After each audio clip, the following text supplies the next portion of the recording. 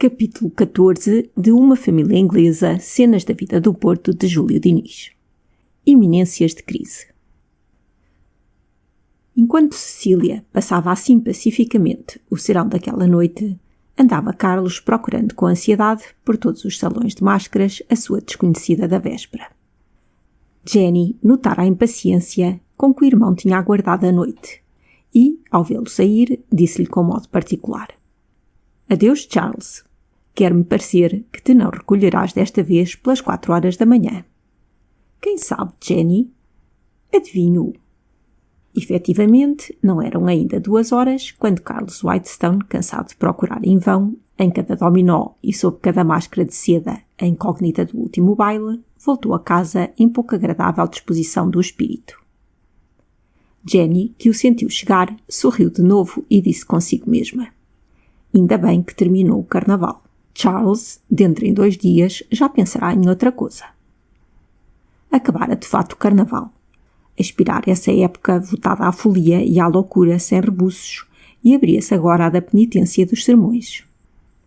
Em qual das duas há mais verdades, mascaradas sob falsas aparências, deixa aos moralistas decidir. Ia principiar o reinado dos véus, durante o qual a piedade e a moda levam às sextas-feiras a multidão para a igreja de São João Novo, e ao domingo despejam meia cidade nos arrabaldes próximos para assistir à procissão dos passos e ao respectivo sermão do encontro. Quase toda a manhã de quarta-feira de cinza passou a Carlos em casa.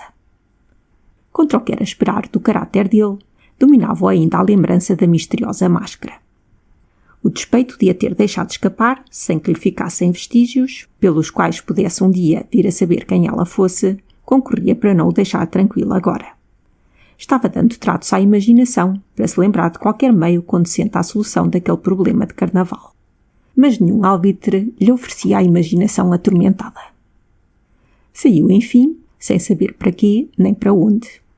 Em vez de procurar os centros de reunião mais concorridos e onde de ordinário se fazia ver e ouvir, mudou de rumo, deixou-se ir ao acaso e, passado o tempo, caminhava por entre pinhais, que orlam a parte ainda não edificada da Rua da Boa Vista. Nos seus hábitos de vida, essencialmente urbana, eram tão raras as ocasiões de se ver assim entre árvores e fora do povoado, principalmente àquelas horas do dia, que o fato estava-lhe causando uma impressão singular. Parecia-lhe um mundo novo, e ali, a 2 passos de casa. Internou-se por pinhais e campos até perder de vista a estrada. Parou, enfim.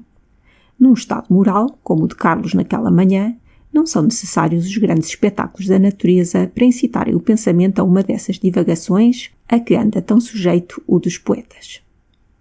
A vastidão do mar, o horizonte amplíssimo que se descobre do alto das montanhas, o fragor da catarata que se despenha no vale, subjugam e obrigam a meditar até os menos propensos a contemplações abstratas. Haja, porém, um fermento de poesia no espírito de qualquer homem, ou tenha-se apoderado dele a melancolia, que é uma poesia também, e menores causas bastarão para se produzirem efeitos ainda maiores. O caminhar do inseto ou o rastejar do verme por entre as folhas secas do chão, a lande desprendida do ramo e arrebatada na corrente, o raio de sol que vai colorir a maravilhosa teia que a aranha teceu nas tujeiras, nas praias o movimento de expansão das actíneas ou rosas do mar, esses verdadeiros forcados das fragas, e outros iguais fenómenos, sem importância para quem os vê com ânimo distraído, são já alimento bastante para fantasias mais apuradas.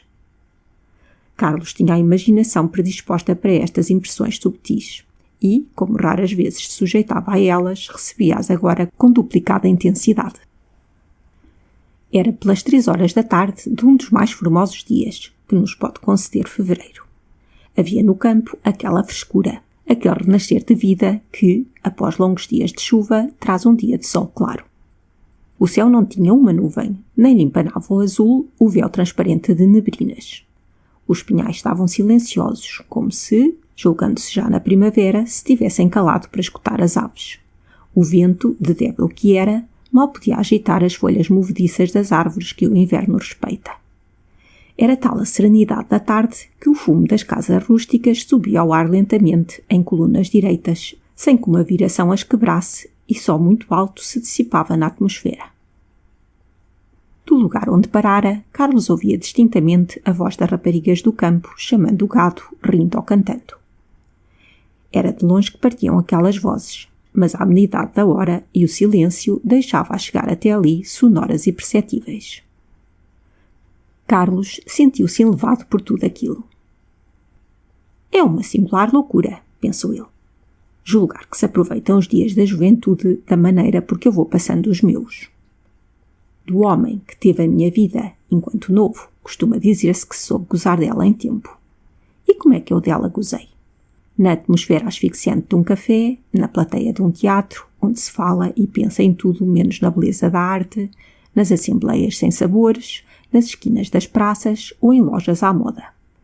Na verdade, que delicioso viver.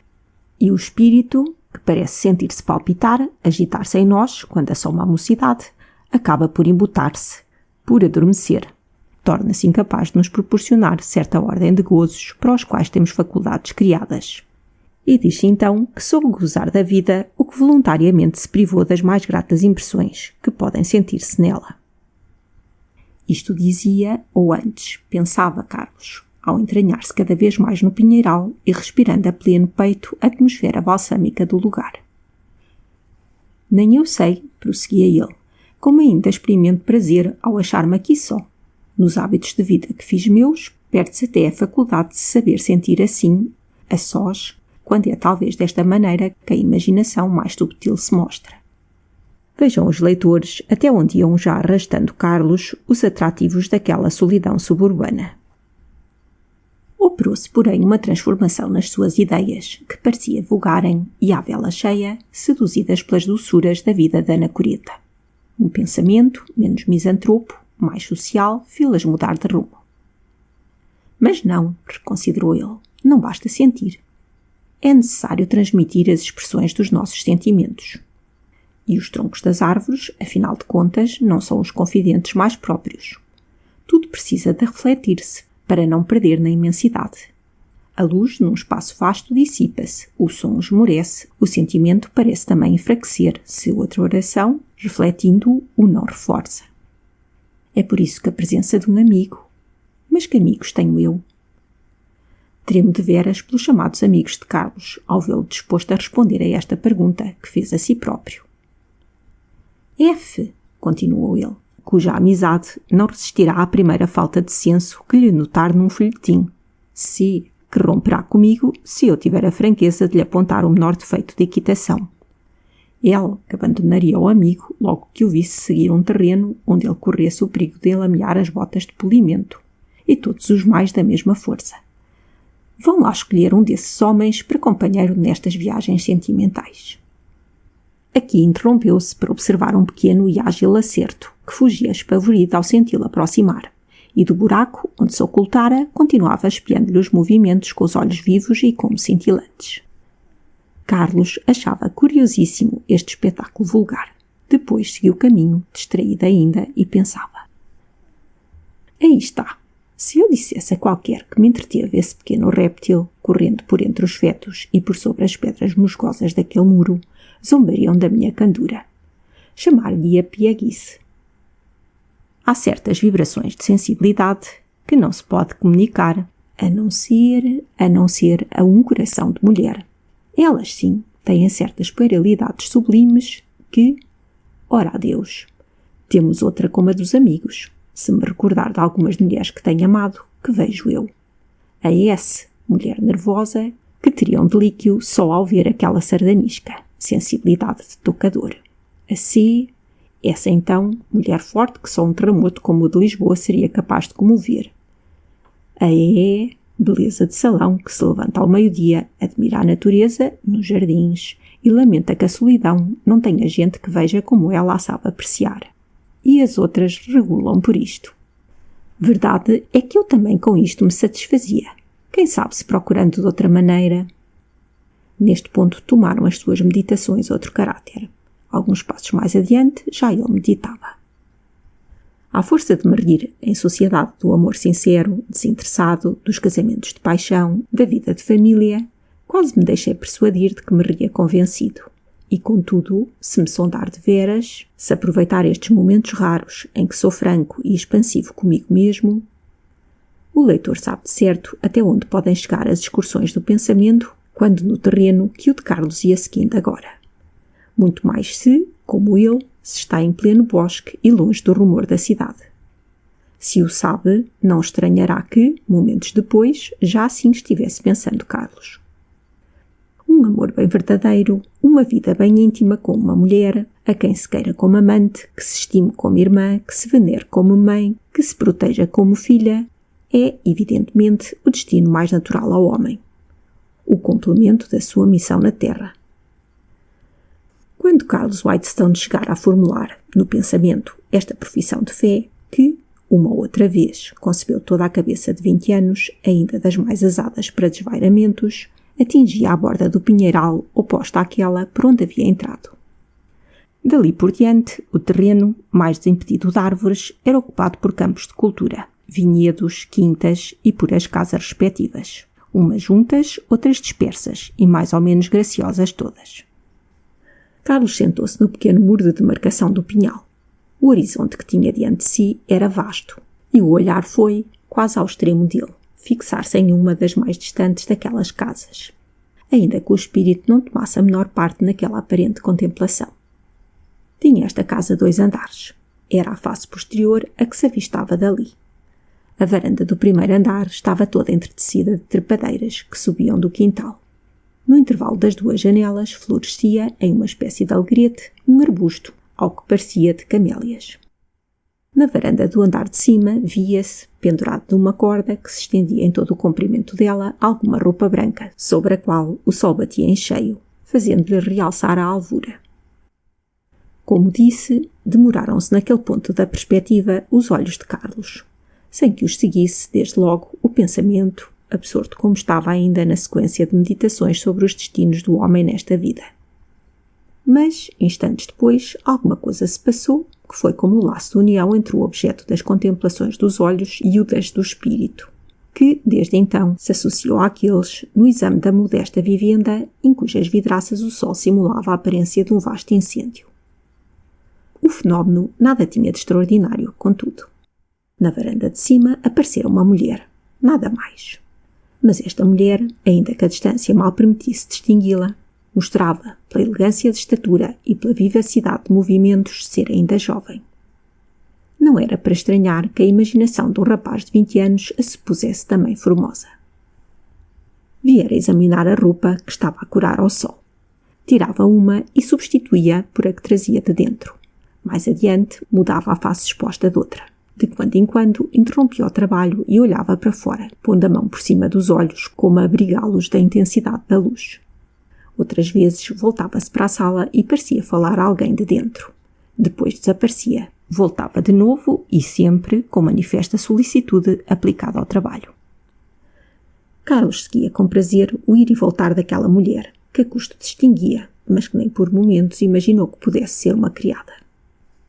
Ele, que estivera sonhando com os encantos do viver íntimo, aprazia-lhe de imaginar agora, naquela casa, um desses mundozinhos modestos que lhe estavam a apetecer. Uma esposa, nova por certo, cancerosa com os negócios domésticos, pensava ele. Deve ser um prazer indefinível sentir-se a gente viver sob os cuidados de um destes entes, votados assim inteiramente à nossa felicidade. Era natural, desde que pensou isto, que se lembrasse de Jenny. Lembrou-se, é verdade, mas a imaginação sorriu afetuosamente àquela doce imagem e deixou-a. Ao estado do seu coração não satisfazia só o sorriso fraternal e meigo que animava de bondade as feições da irmã. A seu pesar, surpreendia-se a aspirar a mais. A tarde adiantava-se e Carlos não se desviava dali. Prendia-lhe as atenções àquela casa e a simpática visão da varanda. Afinal, fecharam-se as janelas. Pouco faltava para o sol se esconder de todo no mar. Carlos reparou então que era tempo de voltar a casa. Olhou mais uma vez ainda e, com saudades quase, para a varanda. Os seus poucos e imperfeitos conhecimentos da topografia daquela parte da cidade não lhe permitiam conjecturar sequer qual fosse a rua a que pertencia a habitação. A nossa acostumada descrição impede-nos de compensar este defeito. Seguindo outra vez o caminho por onde viera, Carlos voltou a casa, mas a passos mais apressados. Já próximo da porta, sentiu uma mão que lhe pousava no ombro. Voltou-se, reconheceu um dos seus amigos. — Que fazes tu, homem? — Recolho-me. — De onde vens? — Do campo. — Ah, cultivas a bucólica, a poesia pastoril? — Às vezes. — Dou-te os pêsamos. Gessner envelheceu, Florian dorme o sono dos inofensivos. A propósito, já te mostrei o meu folhetim de crítica a respeito do volume do Serrão? Ainda não. Aparece então no Guichard desta noite. O livro é um pretexto. O que eu procuro é caracterizar a literatura moderna, extremando os campos, hoje um pouco confusos, de românticos e de clássicos. Sabes que é o meu sistema investigar nas pequenas aparências as grandes revelações? É o que faço desta vez ainda. Assim, neste estudo, serviram-me de ponto de partida 2 palavras apenas. Uma colhida de Racine, na Berenice, outra de Victor Hugo, no Ruy Blas. São as palavras finais de uma e de outra tragédia. Antíocos vê partir Berenice e exclama: Hélas! Ruy Blas morre nos braços da rainha e murmura: Merci, basta-me isto. Hélas é o grito de dor, é o desespero, é a falta de coragem no infortúnio. É a última palavra de uma literatura que não tem confiança no futuro, de uma literatura que vive só do passado. Merci é, pelo contrário, a resignação, a esperança, o apuramento do padecer até à essência inebriante do sofrimento próprio, que chega a confundir-se com prazer. É, pois, a frase digna de uma literatura viva, inspirada no futuro. A preleção continuou e Carlos reconheceu, pela impaciência com que a estava escutando, a nenhuma disposição que tinha para apreciar naquela noite a sociedade de seus amigos. Separou-se deste o mais depressa que pôde. Não serei eu que vá ao Guichard desta noite. Desta vez farei a vontade de Jenny. Ficarei em casa, disse ele, logo que conseguiu despedir-se. E entrou justamente quando já a campainha chamava para o jantar.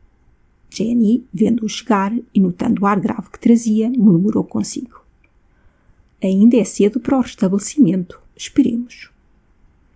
Fim do capítulo 14.